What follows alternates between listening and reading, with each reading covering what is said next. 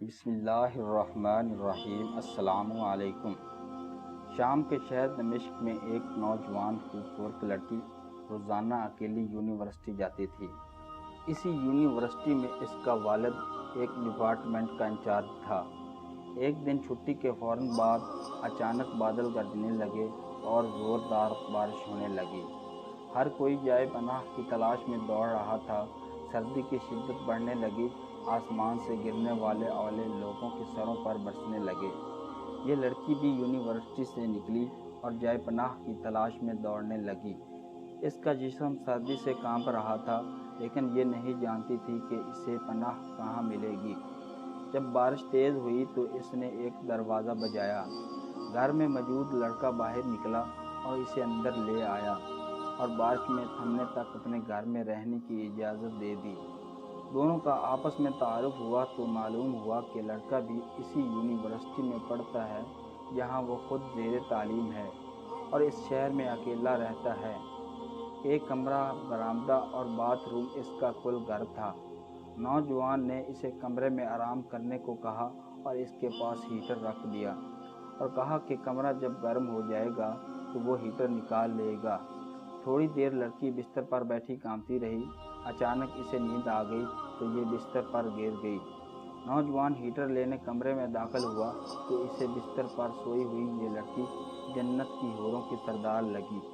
وہ ہیٹر لیتے ہی فوراً کمرے سے باہر نکل گیا، لیکن شیطان جو کہ اسے گمراہ کرنے کے موقع کی تلاش میں تھا، اسے وسوسے دینے لگا۔ اس کے ذہن میں لڑکی کے تصویر خوبصورت بنا کر دکھانے لگا۔ تھوڑی دیر میں لڑکی کی آنکھ کھل گئی۔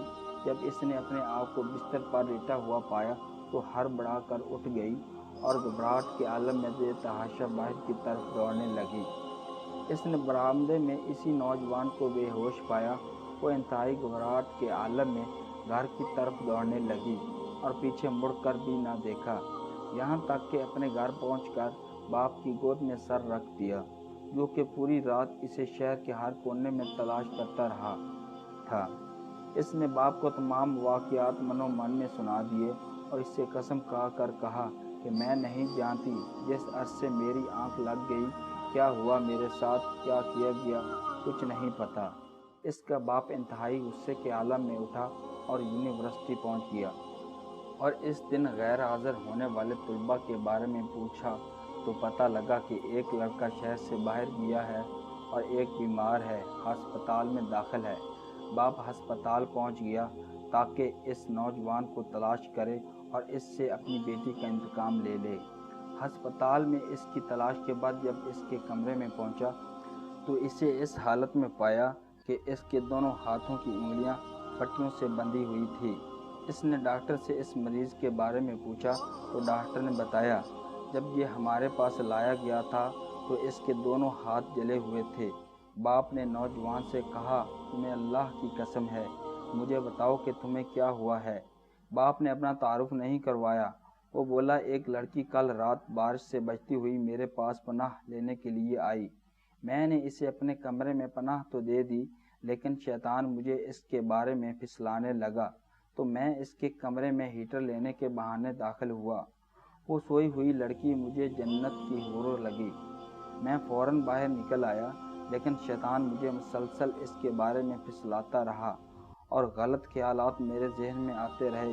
تو جب بھی شیطان مجھے برائی پر اکساتا، میں اپنی انگلی آگ میں جلاتا تاکہ جہنم کی آگ اور اس کے عذاب کو یاد کروں اور اپنے نفس کو برائی سے باز رکھ سکوں، یہاں تک کہ میری ساری انگلیاں جل گئی اور میں بے ہوش ہو گیا۔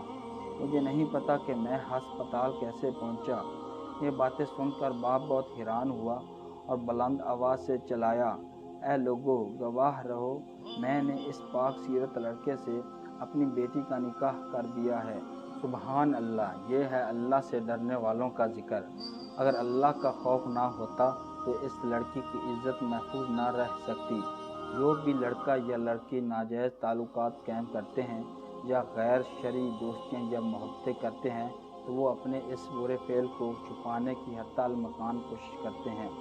وہ چاہتے ہیں کہ والدین ان کے کاموں سے بے خبر رہیں، حالانکہ وہ یہ جانتے ہیں کہ اللہ ان کے ہر فعل سے باخبر ہے۔ پھر بھی ان کے دل میں اللہ کا خوف پیدا نہیں ہوتا؟ ایسا کیوں ہے؟